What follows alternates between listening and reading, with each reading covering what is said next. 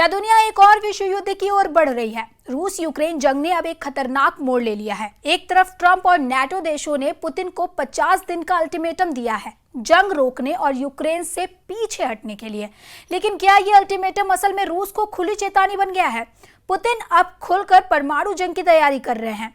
आइए जानते हैं कि कैसे रूस यूक्रेन जंग अब पूरी दुनिया के लिए खतरे की घंटी बनती जा रही है। नमस्कार, आदाब। आप देख रहे हैं न्यूज़ 18 का डिजिटल प्लेटफॉर्म और मैं हूं आपके साथ सृष्टि शर्मा। इस वक्त रूस यूक्रेन जंग को लेकर हालात बद से बदतर होते जा रहे हैं। हालात ये हैं कि जहां एक तरफ ट्रंप और नाटो देश रूस को 50 दिन का अल्टीमेटम दे रहे हैं, तो वहीं दूसरी तरफ पुतिन का रूस खुलकर परमाणु जंग की तैयारी का ऐलान कर रहा है। जो खबरें लीक होकर आ रही हैं उसके मुताबिक चीन, ईरान और उत्तर कोरिया के साथ मिलकर रूस की परमाणु तैयारियां खतरनाक लेवल पर पहुंच चुकी हैं। लीक हुए रिपोर्ट्स के मुताबिक रूस, चीन, ईरान और उत्तर कोरिया के साथ मिलकर एक परमाणु गठबंधन जैसा तैयार कर रहा है। अमेरिकी सांसदों ने चेतावनी दी है कि पुतिन इन 50 दिनों में यूक्रेन के बड़े हिस्से पर कब्जा कर सकते हैं। दूसरी तरफ फ्रांस, जर्मनी और ब्रिटेन जैसे नाटो सहयोगी अमेरिका से भारी मात्रा में हथियार खरीद रहे हैं। इसका मतलब साफ है, जंग अब सिर्फ यूक्रेन तक सीमित नहीं रहेगी। क्या ट्रंप का अल्टीमेटम पुतिन की ताकत बढ़ाने वाला कदम बन गया है? क्या अगला कदम परमाणु हमला होगा? जवाब अभी बाकी है, लेकिन संकेत बेहद डरावने हैं। दुनिया जानती है, अगर रूस का डेड हैंड एक्टिव हो गया तो फिर इंसानियत बस एक शब्द बनकर रह जाएगी।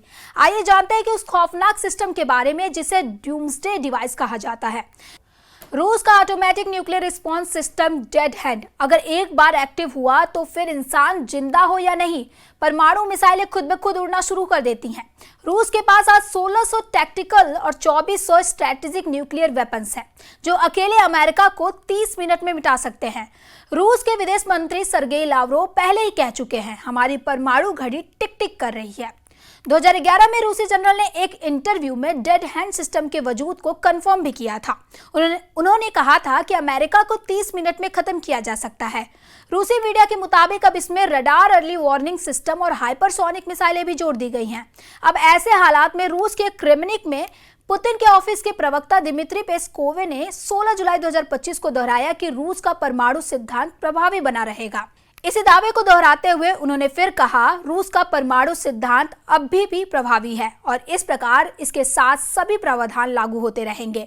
रूस ने तो यहाँ तक कह दिया है कि जिस तरह से रूस को धमकाया जा रहा है और प्रतिबंध लगाए जा रहे हैं, वो एक सर्वनाश युद्ध का कारण बन सकती है। क्या पुतिन को ललकारना अमेरिका को भारी पड़ रहा है? कैसे ट्रंप की रणनीति अब उल्टी पड़ती दिख रही है? दो बड़े सबूत हैं जो बताते हैं कि पुतिन को धमकाना सिर्फ यूक्रेन ही नहीं, अमेरिका और नाटो पर भी भारी पड़ रहा है। पहला सबूत, ट्रंप और पुतिन के बीच 60 मिनट तक बातचीत होती है और ठीक उसके बाद पुतिन यूक्रेन पर 1500 से ज्यादा एयर स्ट्राइक कर चुके हैं।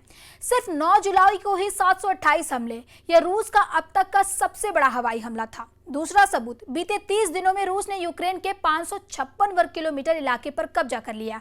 यानी सिर्फ बातचीत के बाद पुतिन ने अपने हमलों की रफ्तार बढ़ा दी है। अब चिंता इस बात की है कि जंग परमाणु मोड़ की तरफ बढ़ रही है। Auch von unseren US-Partnern, was das Thema Luftverteidigungssysteme angeht, was das Thema Patriot angeht. Bundesminister Pistorius ist gerade auf dem Weg, gerade im Flugzeug auf dem Weg nach Washington und wird diese Gespräche, diese Abstimmung heute fortführen. रूस की dead head प्रणाली, 4000 से ज्यादा nuclear weapon और चीन, Iran, उत्तर Korea का साथ, क्या ट्रंप का अल्टीमेटम इस जंग को वर्ल्ड वॉर 3 में बदल देगा? We will send them Patriots, which they desperately need. Because Putin really surprised a lot of people. He talks nice and then he bombs everybody in the evening.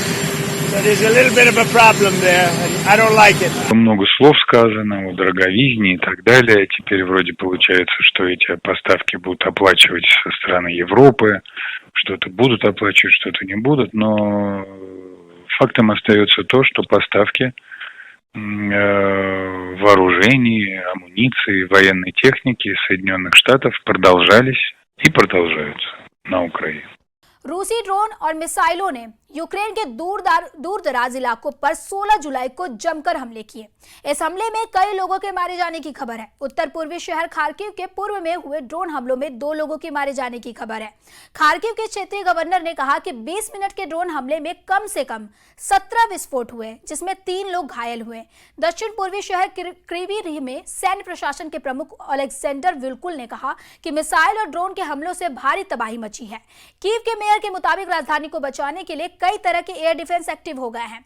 इधर रूसी सरकारी television पर जाने माने पत्रकार पाव्लो जारोबिन के साथ एक इंटरव्यू में रूस के राष्ट्रपति पुतिन ने कहा कि वो यूरोपीय देशों पर नजर बनाए हुए हैं जो संघर्ष को और ज्यादा भड़काना चाहते हैं।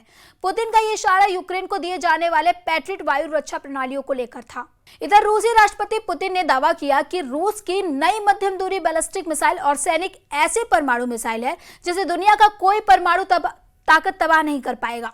पुतिन ने यहां तक कह दिया कि रूस की नई मध्यम दूरी की बैलिस्टिक मिसाइल और सैनिक जब 12,874 किलोमीटर पर आवर की रफ्तार से हमला करेगी तो उसे ना तो अमेरिका रोक पाएगा और ना ही यूक्रेन उसकी तबाही से बचा पाएगा। पुतिन ने इशारों में बता दिया कि रूस की और सैनिक मिसाइल वक्त आने पर यूक्रेन की राजधानी कीव और अमेरिका की राजधानी वॉशिंगटन डीसी को आसानी से तबाह कर देगी। फ्रांस ने रूस के खिलाफ खुलकर मोर्चा खोल दिया है और वो भी यूक्रेन के जमीन से। राष्ट्रपति एम्यूनल मैक्रो ने यूक्रेन के लिए एक नई टास्क फोर्स बनाई है, एनी ऑफ कीव ब्रिगेड। इस ब्रिगेड में 4500 यूक्रेनी सैनिक शामिल किए गए हैं। इनमें से 2000 सैनिकों को फ्रांस में खास ट्रेनिंग और हथियारों से लैस किया गया है। मैक्रो ने न सिर्फ सैनिक नहीं भेजे बल्कि 18 से ज्यादा AMX-10 हल्के टैंक, सीजर आर्टिलरी, हजारों छोटी दूरी की मिसाइलें और एयर डिफेंस सिस्टम अब यूक्रेनी सेना के साथ रूस के खिलाफ मैदान में है। मैक्रो ने 2 टूक कहा, हम युद्ध को लेकर न मांसाहारी हैं न शाकाहारी, अब समय है सर्वाहारी बनने का। यानी रूस को रोकने के लिए फ्रांस अब किसी भी हद तक जाने को तैयार है। ट्रंप और नेटो ने रूस को 50 दिन का अल्टीमेटम दिया है, लेकिन यह अल्टीमेटम अब एक चेतावनी नहीं, एक चुनौती बनता जा रहा है। रूस, चीन, ईरान और उत्तर कोरिया के साथ मिलकर परमाणु तैयारियों को आखिरी मोड़ पर ला चुका है। अब अगर अमेरिका और नेटो ने रूस को सैन्य रूप से चारों तरफ से घेरने की कोशिश की तो यकीन मानिए पुतिन के पास पीछे हटने का कोई रास्ता नहीं बचेगा और तब परमाणु जंग सिर्फ आशंका नहीं, हकीकत बन जाएगी। ऐसे ही खबरों के लिए देखते रहें न्यूज़ 18 का डिजिटल प्लेटफॉर्म और हमारे चैनल को सब्सक्राइब करना ना भूलें। धन्यवाद।